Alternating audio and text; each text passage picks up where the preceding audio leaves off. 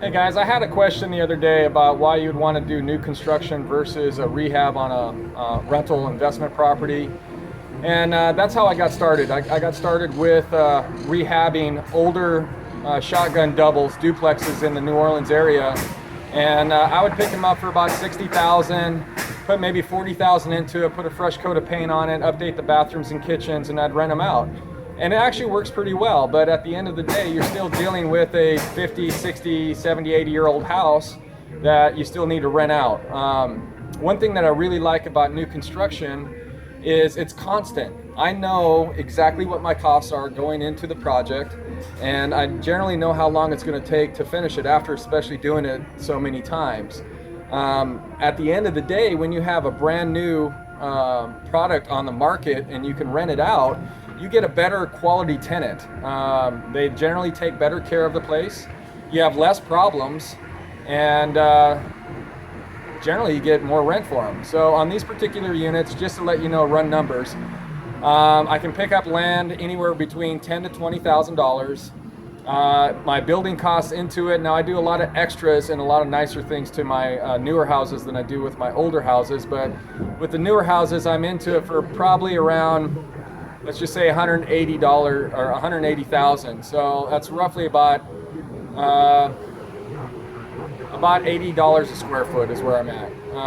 So when I refinance it, now generally what I'll refinance is I'll refinance it at $160,000. That gives me equity that's in the property. The banks like to see equity, and it keeps my mortgage low. So recently I've been able to refinance these properties at 4.3% on investment property. I finance $160,000. My mortgage payment is around $800 a month. And then a good rule of thumb for taxes and insurance is anywhere between $300 to $400 a month extra on top of that. That covers your liability, your homeowner's insurance, your flood insurance, and then your taxes. So if I am at $800 for my mortgage, another $400 for taxes and insurance, that's $1,200 a month.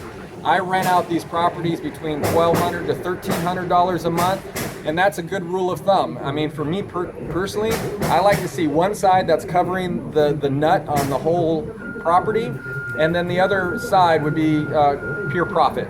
And that way, if I lose a tenant, I know that I'm not losing money. I have a little bit of flexibility in choosing who I want to rent it to and how long I want to let it sit vacant before I rent it out to that person.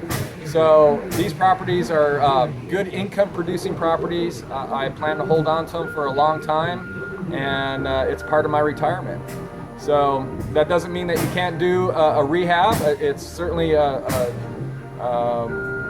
cheaper entry point in some areas. But keep in mind, when you get into an older property, you're going to have problems that go with older houses. And so that's my tip for the day. Thanks for watching, and I will catch up with you later.